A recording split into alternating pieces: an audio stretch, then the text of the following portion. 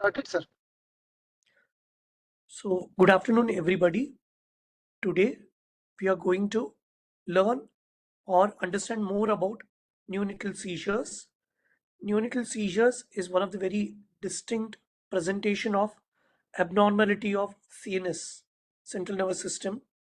So, in the next couple of minutes, we'll understand what is the definition, what are the common causes of neonatal seizures, a few words about amplitude EEG, conventional EEG, neuroimaging, lumbar puncture.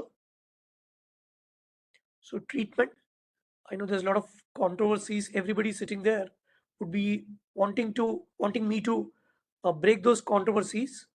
So of course, with a few words on prognosis of neonatal seizures and importance of follow-up. So we all know seizures is a paroxysmal behavior caused by hypersynchronous discharge of a group of neurons. We can have three different type of seizures. Epileptic seizures are those with EEG plus clinical features. Non-epileptic seizures are only those with clinical features. EEG seizures are those only with EEG. So remember, electrographic seizures are the most common or those with maximum incidence, electrographic seizures. How much is the incidence of this neonatal seizures? So we see around 1% of live births having neonatal seizures, that is 10 per 1000 live births. The incidence increases in preterms and low birth weights. Typically, a preterm brain, which is a developing brain, has more chances of developing seizures than a term newborn. In VLBW babies, the incidence can be as high as 36 per 1000 live births. So the incidence is 1 in every 100 live births. So what are the common causes? The most common cause of neonatal seizure is birth asphyxia or perinatal asphyxia. So hypoxic ischemic encephalopathy contributes for more than 50% cases of seizures in term babies, while in preterm babies, the most common cause of seizure is intraventricular hemorrhage, IVH. So followed by you have causes like stroke, cerebral malformation, meningitis, metabolic events like inborn metabolic events like hypohypernatremias, hypoglycemia, hypocalcemia, IEMs, kernicterus. Remember, this etiology comes from data from a developed nation. In India, we may have more cases of hypoglycemia, hypocalcemia, or kernicterus presenting as seizures. Remember, in term baby, as I already mentioned, it is the perinatal asphyxia which is the most common cause of seizure, while in preterms it is IVH. So the underlying ones are those who can present in the first 3 days of life. That is HIE, cerebral malformation, hypoglycemia, hypocalcemia. They present in the first 72 hours of life. To identify neonatal seizure, we should have a high index of suspicion. It needs a very careful clinical observation. We typically tell our nurses to record a video if any abnormal movements they see in a high risk newborn. High risk newborn, in the sense, any newborn with encephalopathy, who is lethargic, or who has suffered perinatal asphyxia. We should have knowledge of seizure morphology. We should have knowledge of non epileptic movements, especially hypoxic posturing or jitteriness. We may end up labeling them as seizure and we end up over treating them with drugs. So, as I discussed earlier as well, electrographic seizures are the most common type of seizures. Remember, if you take all type of seizures, so electrographic are the most common, and electrographic in the meaning EEG detected seizures. So 80% of these electrographic seizures have no clinical correlation. That is, 80% you identify only on EEG, while 20% have a clinical correlation. So it's a good to have an amplitude EEG while you're managing a child with birth asphyxia. So if you go only with clinical diagnosis, you end up overdiagnosing 87%. Overdiagnose one third of them, underdiagnose 80% of them. Clinical and electrographic correlation exists only in 30%. This point we need to remember whenever we detect seizure. Whenever you observe a seizure, imagine either you may be underdiagnosing or the seizure onset may be earlier than what you're seeing clinically. This particular concept is very important again when you give a medication. When you administer a medication, electrographic seizure may continue while clinical seizures may be absent. So that's why there's more and more importance these days has been given for amplitude EEG. So I was telling you about clinical and subclinical seizures. So you must be wondering why certain seizures do not have any motor correlate. This is because the onset of seizures may or may not be in motor cortex. If you have a seizure onset in the motor cortex, then you end up with a clinical seizure in the form of clonic seizures. If it is in non-motor area, you may not have any motor correlation or any clonic movements, which are picked up only by EEG. Hope this figure is clear for you to understand electroclinical uncoupling. Coming to the seizure types. This is the commonest classification what we classify the seizures as, although the recent International League Against Epilepsy has subdivided the traditional seizure morphology into different types. You can go back to ILAE 2021 to see more about the seizure morphology, but this is the traditional classification what we learn from textbooks. The commonest type of seizure is subtle seizures. The name itself says they are subtle. That is, the clinical movements are very subtle. It's very difficult to identify for a unexperienced professional. So that is the most common type, followed by clonic seizures, which accounts for one fourth, followed by myoclonic jerks, followed by tonic jerks. Remember, whenever you say history taking or examination in newborn, never commit as a newborn having a tonic seizure, because tonic seizure is the least common type of seizure in a newborn. This is because their myelination is not complete and they may not have tonic components much unless they have a severe asphyxia or they have a structural malformation. Newborns typically don't have a tonic seizure. So other varieties are uncommon. So coming to more about seizure morphology, the first column tells about seizure type, second column tells about manifestation, the third column tells about EEG correlation. Coming to subtle seizure, you can have ocular movements in the form of blinking movements. You can have cheek movements, orobuccal or lingual movements. You can have a cycling movements of the newborn, or you can have unusual tachycardia without any perfusion abnormalities in a high-risk newborn. Subtle seizure also have a poor correlation with EEG. Clonic seizures have rhythmic slow jerks, jerks of 1 to 3 jerks per second. You have a fast and slow component like the pediatric age group. It could be focal, multifocal, or generalized. Typically, your hypocalcemic seizures will be multifocal clonic seizures. They have a good EEG correlation. Coming to tonic seizure, as I already mentioned, newborns rarely have this. You typically have sustained decerebrate or decorticate, that is, sustained extension or flexion posturing. They have a poor EEG correlation. Last is the myoclonic jerks. They have a rapid jerks.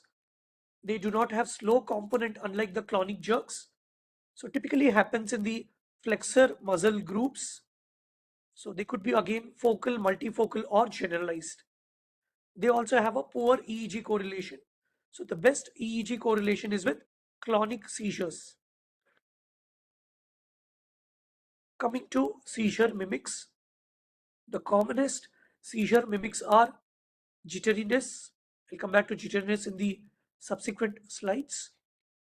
Benign neonatal sleep myoclonus is another variety where the newborn has myoclonus involving the proximal muscle groups, that is, shoulder or thigh muscles.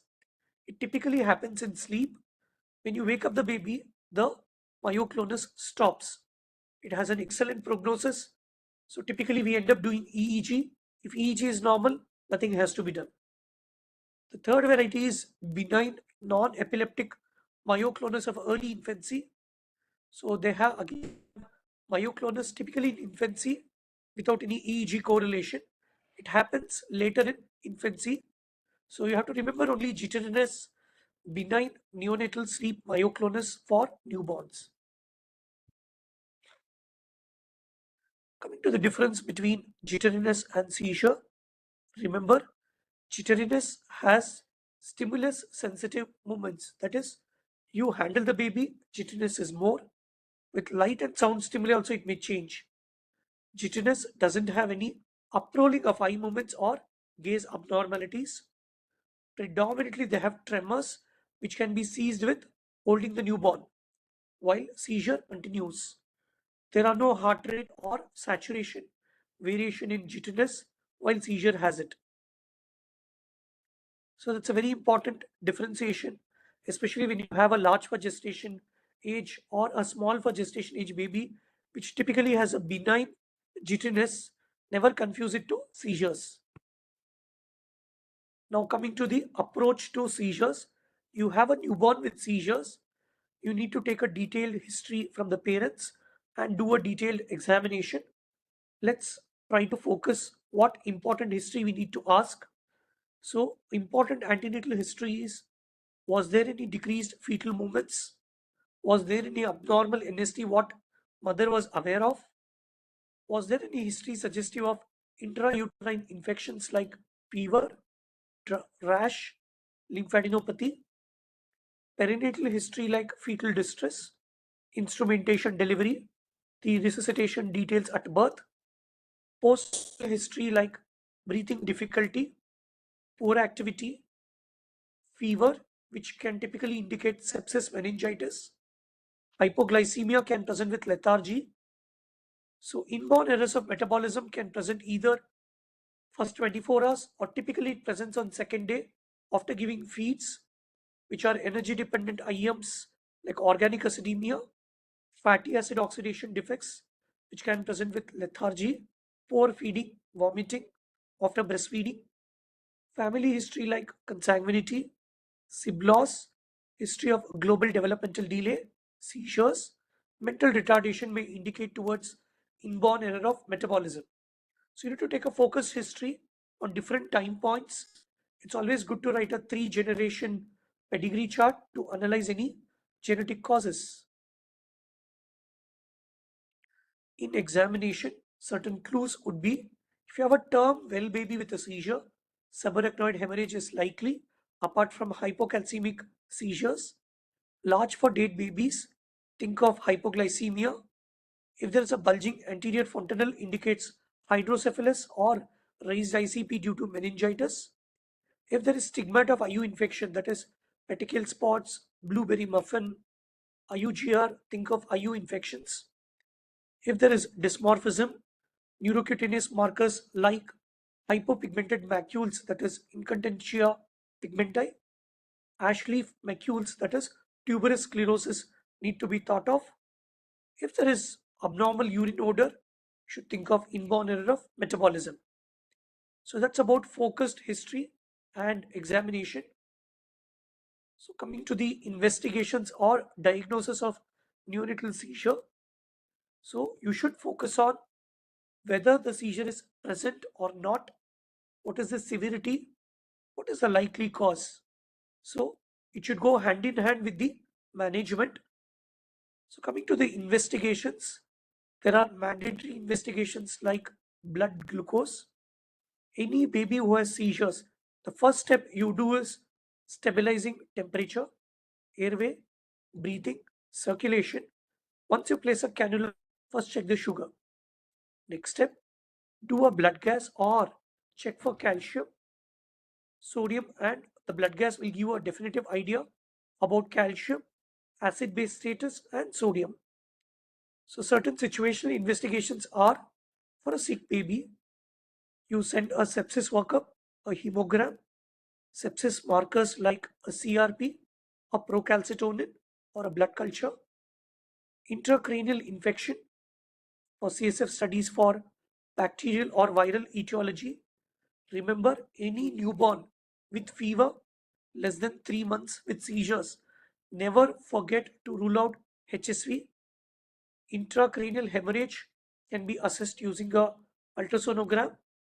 Rarely we take use of CT with availability of MRI brain these days, and workup for IEM, that is ammonia, lactate, tandem mass spectrometry, and urine organic acid analysis.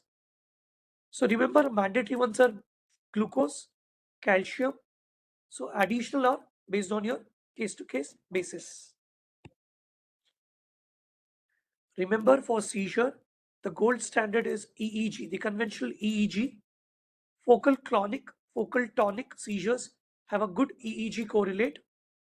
Whenever you have a equivocal clinical presentation, that is, you have a term baby with apnea, you have a late preterm 34-weeker having apneas, which is very unusual to have apnea at that age, or a newborn has lethargy, encephalopathy, has unusual tachycardia. So in those cases, try to get EEG recorded as close to the event as possible. Typically, we record EEG for 60 minutes. So for at-risk babies, continue the EEG monitoring. Remember, more than epileptiform abnormalities, the background activity will help you to understand the prognosis.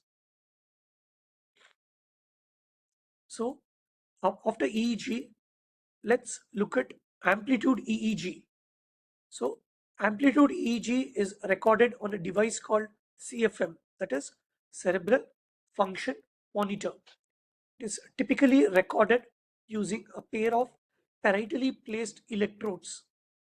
Basically, it draws the conventional EEG graphs from the parietally placed electrodes and it processes them into a semi-logarithmic scale, and it smoothens and causes a time compression.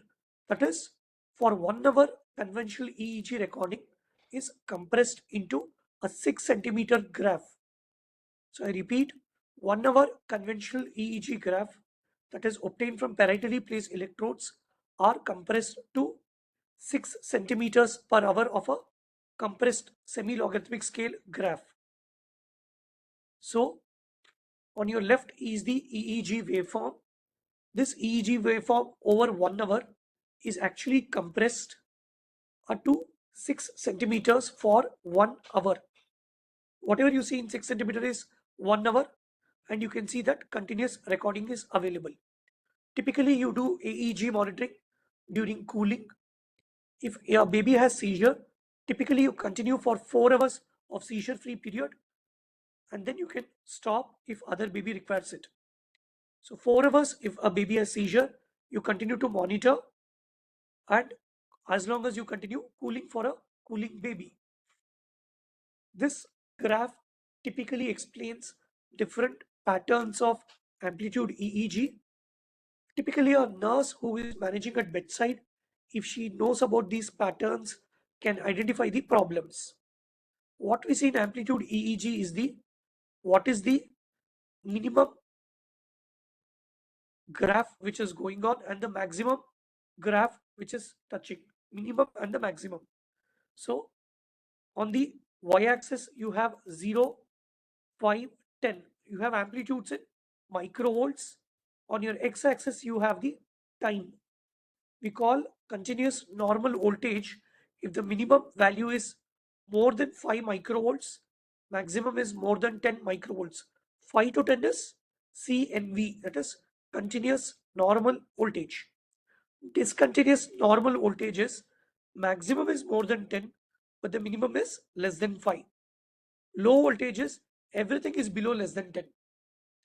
Flat or isoelectric activity is it's almost at the baseline.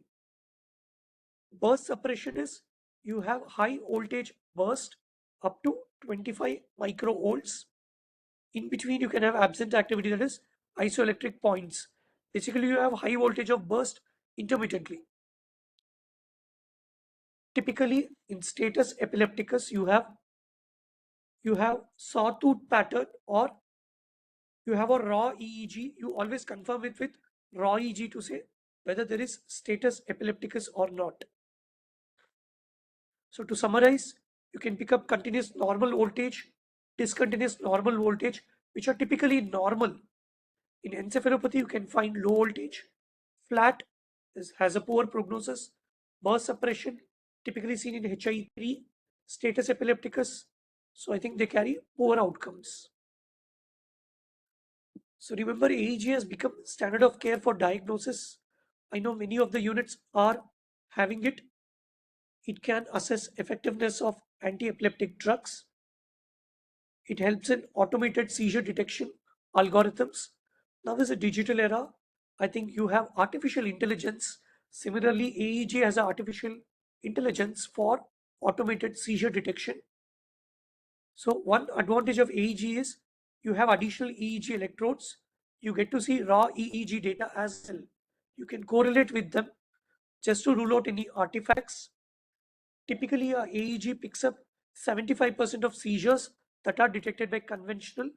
Other 25% are not possible because AEG typically picks up parenterally placed electrodes. If it is far away from there, or subcortical electrical activity may or may not be picked up easily by AEG. So after the gold standard or AEG, let's look at the another controversial area, lumbar puncture. Typically, it is done to rule out bacterial and viral infections. It also helps in diagnosis of non-ketotic hyperglycemia, where you have high CSF glycine, GLUT1 deficiency, where CSF glucose is less. It should be performed on sick newborns. Remember, you have a transient metabolic disturbance like a LGA or a SGA with no sepsis, having hypoglycemia, having a seizure, or a well baby having a hypocalcemic seizure may not require a lumbar puncture. But if your CRP or procal is high, or you don't get a cause, it's or a newborn has a fever, it's always good to do LP because it's a treatable cause of newborn seizure because you can treat it with antibiotics.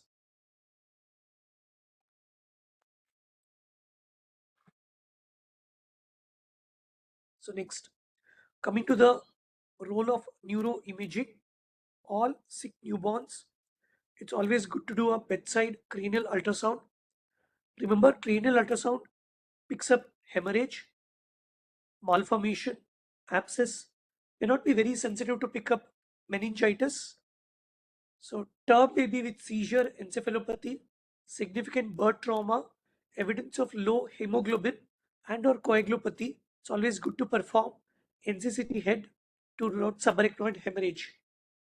MRI may not help you in the acute phase, but definitely helps to identify any cerebral infarct, malformation. Typically in birth asphyxia, we do between day 7 to day 14. Now, how do you treat them? Any newborn with seizure, first step, like any other newborn, you manage them under the warmer, stabilize the temperature, stabilize the airway, that is any secretions, clear it. Check for breathing efforts. If poor efforts or gasping efforts may require ventilation or intubation, place a cannula. So stabilize circulation, start oxygen. So with the first prick, get the blood sugar, blood gas done. If the sugar is low, administer 2 ml per kg of 10% dextrose and treat further as per the hypoglycemia protocol. If the sugar is more than 45, check for calcium. If you do not have facilities for calcium, directly administer calcium gluconate. If after administering calcium gluconate, if still seizure persists, then consider drugs. Remember, while giving calcium gluconate, It should not be given as a bolus. It should be given as a slow IV infusion over 15 to 20 minutes. Otherwise, it can cause bradycardia. So we typically administer calcium gluconate 2 ml per kg, slow IV under cardiac monitoring. If the seizure persists, the first line drug for the newborn with seizure is phenobarbital as per the latest NNF CPG guidelines, International League Against Epilepsy guidelines, and New Live study. So phenobarbital is the first line anti-epileptic drug. We give 20 mg per kg IV. If the seizure persists, you can consider giving a mini bolus of 10 mg per kg or repeat one more 10 mg per kg up to a maximum of 30 to 40 mg per kg depending upon your unit policy. For second line anti-epileptic drug, there is lot of controversies. There is lot of unit to unit variations. People use phenytoin to levetiracetam. If there are no cardiac abnormalities, you can use phenytoin. If there is any cardiac problems, you can use levetiracetam. So we typically use phenytoin in our unit. I'll come back why phenytoin. So the NNF CPG says you can use either phenytoin or levetiracetam. The International League Against Epilepsy still says phenytoin is this best second line drug. So if it doesn't get controlled with phenytoin and levetiracetam, that is despite levetiracetam and phenytoin, if the seizure is not controlled, you can use midazolam. Despite midazolam, if there is no response, you can consider pyridoxine trial. Coming to the maintenance therapy, so the most common drugs used are phenobarb, phenytoin, levetiracetam. So we give them orally 12 hours after the bolus dose. You can use 12-hourly or 24-hourly dosing, 3 to 5 milligram per kg per day.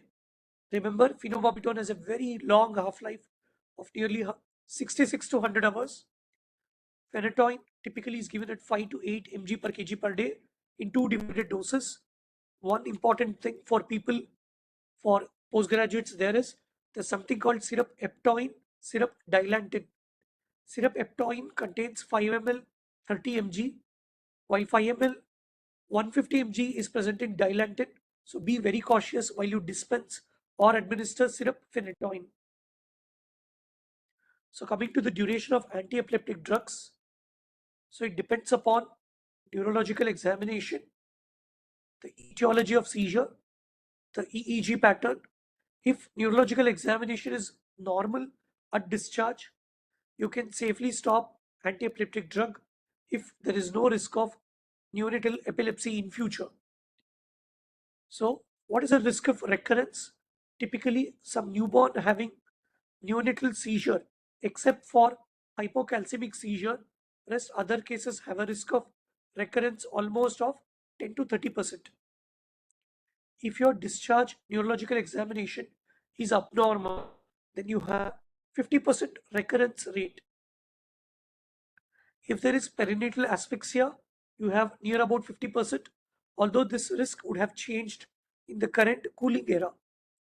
If there is cortical dysgenesis or cerebral malformation, there is almost every baby having recurrence. But one important thing is, if there is a normal EEG, the chances of epilepsy is quite nil. So coming to the protocol for weaning a newborn on anti-epileptic drug, a transient metabolic problem like hypocalcemia, hypohypernatremia, you can stop the anti-epileptic immediately.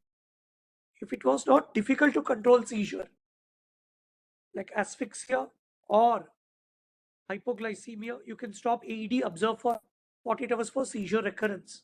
If it was difficult to control seizure, continue phenobarbital, stop all the other drugs by 72 hours of last seizure onset. That is, you had a birth asphyxia, you have given phenobarb, phenytoin, levera, so the seizure has stopped. After 3 days, you can start tapering other drugs. The last one will be phenobarb to stop. If the neurological examination is normal at discharge, you can stop phenobarb. There is no need to do EEG for taking this decision. If the neurological examination is abnormal, discharge on phenobarb, repeat neurological examination at 1 month. At 1 month, If the neurological examination is normal, taper and stop phenobarb over 2 weeks. But if the neurological examination is abnormal, do EEG. EEG normal, stop. So EEG normal indicates that could be because of drug effect, maybe neurologically abnormal here. But if the EEG is abnormal, reassess at 3 monthly intervals similarly. Based on examination, you can decide further. So as much as possible, try to stop antiepileptic drug just before discharge if the neurological examination is abnormal. So what is the prognosis related to etiology? Remember, if the baby has HIE, 50% can have normal development. IVH, typically grade 3, grade 4 IVH have seizures. Only 10% of these severe IVH have normal outcome. Subarachnoid hemorrhage have excellent outcomes up to 90%. The best outcomes is for later onset hypocalcemia, benign familial neonatal convulsion, fifth day fits, that is benign idiopathic neonatal seizure, that is benign idiopathic neonatal seizure, where you have low CSF zinc levels. They have excellent outcomes.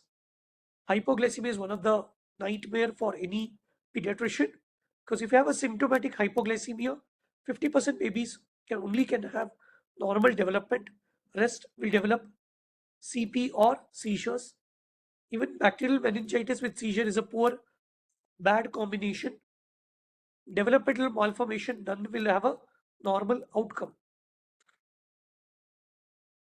Coming to the sequelae, what sequelae we expect? Although the mortality is decreased with increasing supportive care in the NICU, but the neurological sequelae has remained static. So sequelae remains one-third in the form of either mental retardation, cerebral palsy in one-fourth, epilepsy in future, learning disorders, scholastic problems, feeding difficulties, and microcephaly. So if you have a seizure, you still have those scar left out in the brain leading to mental retardation, cerebral palsy, epilepsy in future.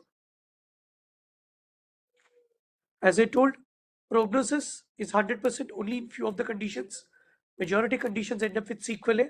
So we need to have a regular follow-up like any standard high-risk follow-up, that is monthly the first 3 months, 3 monthly up to 1 year, 6 monthly at least up to 18 months, or up to early scholastic years to assess any scholastic problems.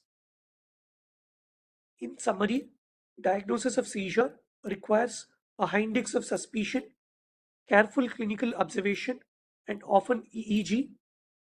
Seizures in newborn are usually secondary to HIE, intracranial hemorrhage, intracranial infections, and metabolic disturbances. Metabolic investigations, cranial ultrasound, EEG, LP are the first line in most cases. And remember, conventional EEG is the gold standard. If available, it's good to do a continuous electrical monitoring using EEG. All clinical seizures with EEG correlates, or and all EEG seizures need to be treated. Phenobarb is the first line, followed by phenytoin. Optimal duration of AED should be based on neurological examination at discharge. Newborn with seizure should be followed up long term. Few words about pyridoxine dependent epilepsy. It's quite rare. Usually it occurs on day one. You can have all type of seizures, myoclonic, clonic, tonic. Typical EEG pattern is you have either burst suppression or multifocal spike waves with diffuse slowing. You typically have a mutation in ALDH7A1 gene. You treat it with pyridoxine or pyridoxal 5-phosphate if there is poor response to other AEDs. If you get this EEG, administer slow IV pyridoxine and you can see EEG normalizes. These babies typically end up with mild to severe intellectual impairment. It's rare. It is 1 in 7 lakh, but it is a favorite question of all our MCQ doctors. Last few slides, that is one of the rare, that is early infantile epileptic encephalopathy, that is Otahara syndrome. This also typically presents with burst suppression. but typically they have structural abnormalities like cortical dysplasia. You can have tonic myoclonic infantile spasm. They also have burst suppression pattern with hypsarrhythmia, while a paradoxin dependent seizures don't have structural abnormality, typically have cortical dysplasia. They can have various gene mutations. Treatment is very difficult. You end up giving pyridoxine, zonisamide, ACTH, prednisolone, ketogenic diet. They have a poorly controlled seizure with less lifespan. So some of the recent updates. Last year we had National Neonatology Forum Clinical Practice Guidelines update on seizures. So NNF-CPG is a Android app which you can easily download on Google Play Store. You have updates across various topics. This is just a summary from on seizures. Remember, you should not use prophylactic anti-epileptic drug in perinatal asphyxia. Phenobarbital is first line. You can use second line, either of them. More than 34 weeks, if there is a single seizure, no recurrence after loading, maintenance dose can be withheld. It's a weak recommendation. That is, you can decide based on unit to unit policy. If there is no risk of neonatal epilepsy, maintenance dose can be stopped before discharge. And one of the recent updates, that is, this paper was published just last week in Lancet 2024. That is, this is an Indian study done in 3 centers, one in Trivandrum, Bangalore Medical College, and Government Medical College Hub. So where they enrolled newborn with seizures treated with phenobarbital at maximum doses. If they had persistent seizures, they applied EEG and they treated them with levetiracetam 20 mg per kg. If seizure persisted, they gave one more levetiracetam. If seizure still persisted, they added phenytoin.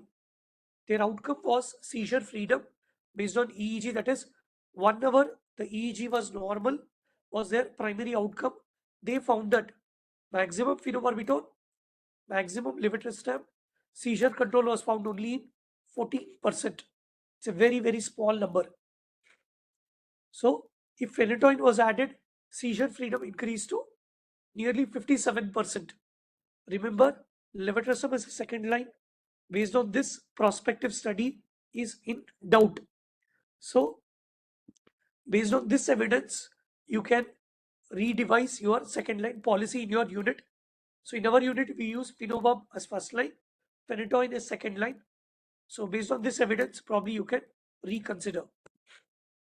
Take home messages: knowing common conditions where seizure occur, and we need to keep a high index of suspicion. A quick history, meticulous examination provides clues to the underlying cause.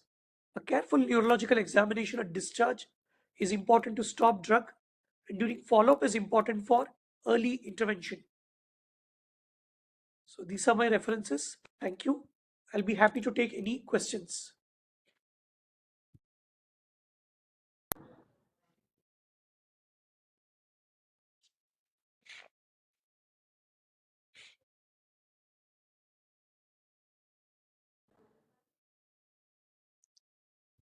Any questions or doubts? You can unmute yourself and ask the questions, or you can place in the chat box.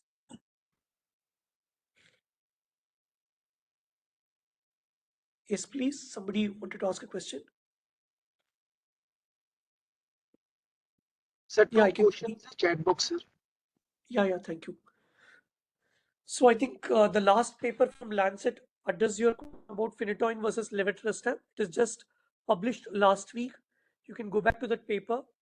So phenytoin versus levetiracetam in NNF-CPG, they have given a weak recommendation because the last Neoliv study which compared phenobarb and levetiracetam was not very good for EEG detected seizure. So I'll leave it to you. So in our unit, we use phenytoin based on the available evidence. The second question is, most of them are EEG detected seizure, then when and which case to perform EEG? So remember, if you have amplitude EEG, that is cerebral function monitor in your unit, it's always good to connect to any baby with seizure or any baby with encephalopathy or lethargy because you can pick up seizures. So, any baby with lethargy, encephalopathy, or birth asphyxia with HIE, it's good to have a CFM connected if you have facility. So, you can pick up electrographic seizures. But if you don't have that patient, probably you need to do conventional EEG only when you have a doubt. If you have a focal clonic seizure or a focal tonic seizure or a hypoglycemic seizure, no need to do EEG. Do EEG when you have doubt. That is, a newborn with encephalopathy has unexplained tachycardia, unexplained encephalopathy. Do the EEG then if you don't have CFM. Dysrhythmia or hypsrhythmia actually has abnormality. So dysrhythmia may not be normally present on EEG. Nystagmus should not arouse doubt of seizures. Nystagmus should not arouse any doubt of seizure. Nystagmus altogether is a different pathology. There is one more question about levetiracetam is used as a second line drug. Then is phenobarbital still the last drug to be stopped? Yes. That's what the weaning protocol we have. We don't have any evidence for that, but the whatever it's a expert consensus which we follow traditionally, we always stop the drug which was started last. But if there is seizure recurrence on stopping your second line drug, that is levera or phenytoin, then probably you can reconsider stopping phenobarbital. Coming to midazolam infusion, you can refer dose. So you can refer to standard textbooks. I don't want to commit on doses now. So is it mandatory to secure an airway? So definitely yes, because midazolam causes respiratory depression. We always end up intubating those babies because they are in status. They would have gone on invasive ventilation. Regarding phenytoin, how fast we can infuse? Typically, we can infuse it 20 minutes with cardiac monitoring. If there is bradycardia, probably you can increase the duration. So the answer is 20 minutes. Side effect of eptoin is more as Levipil, so we can prefer Levipil. Yeah, I agree with you. The first important aspect of Levipil or eptoin is first you should get the effect. You should control the seizure. Then you should report side effects. If there is no effect only with Levipil, then probably we should not worry about side effects of eptoin. Correct, right? First, a drug should stop a seizure.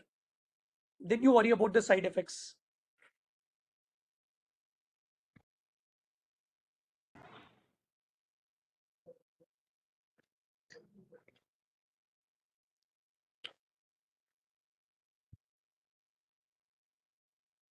There's no into it as long as we get more evidence. So after second line eptoin or Livera, you can consider midazolam.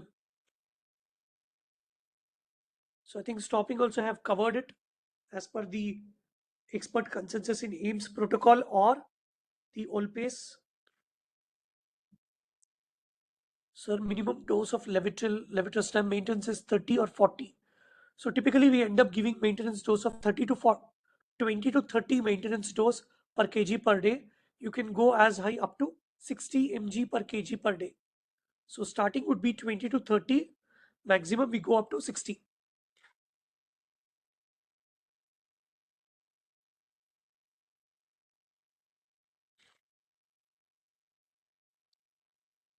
So coming to AEG monitoring in asphyxia, typically we do till the cooling is over.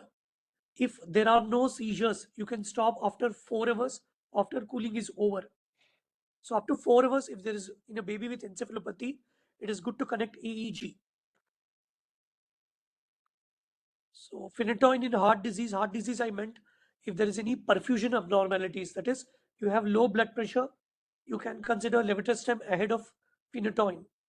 If there is no clinical murmur or features of low perfusion, you can safely give phenytoin.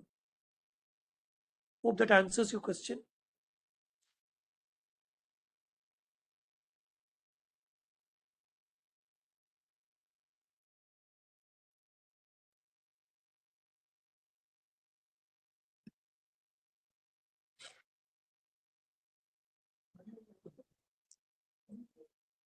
Any other questions?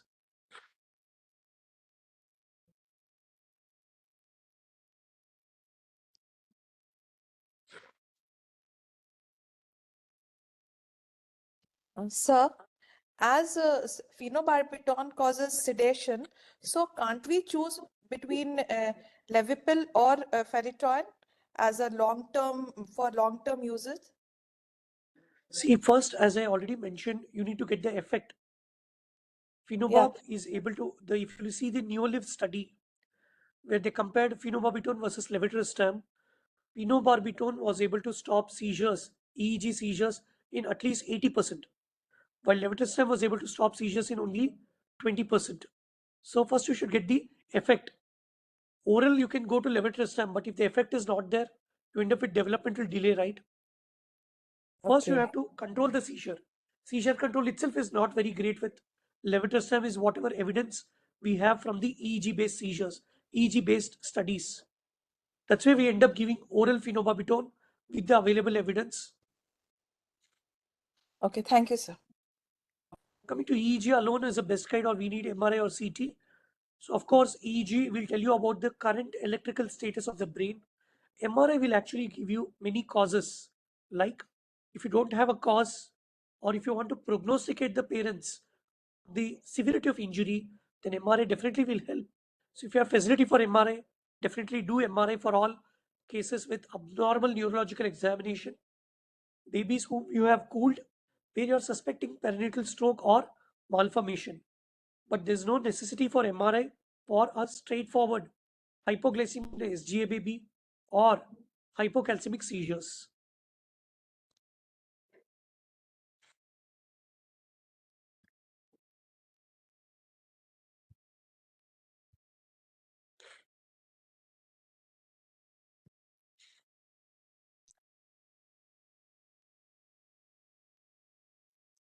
Any other questions?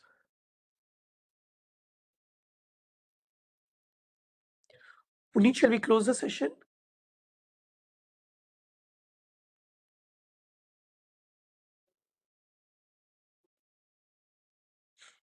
Puneet? Sure. If there are no questions, thank you. Join us tomorrow for the chat session on hypoglycemia and seizures. Thank you, everybody.